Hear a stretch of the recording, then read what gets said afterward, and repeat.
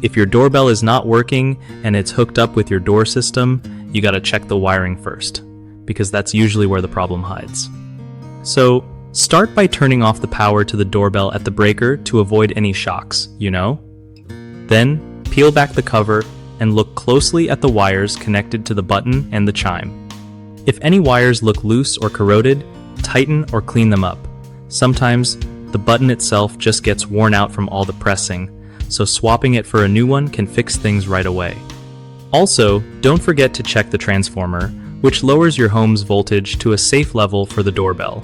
If that's busted, nothing will ring. If your doorbell is part of a smart home setup, make sure it's still connected to your Wi-Fi and the app is working properly.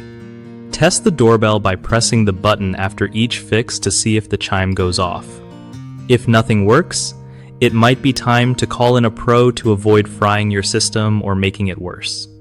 One of the biggest mistakes people make with doorbells not working is ignoring the wiring.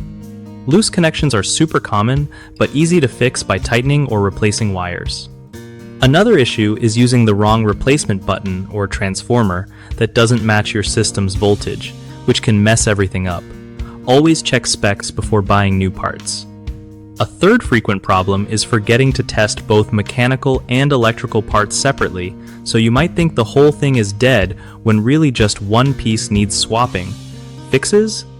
Double-check all connections, match replacement parts carefully, and test components one at a time to pinpoint what's wrong. BigHomeProjects.com helps homeowners find local contractors who really know their stuff, so you don't have to stress about who to trust. For contractors, it's a solid way to connect with people looking for help and grow their business without extra hassle.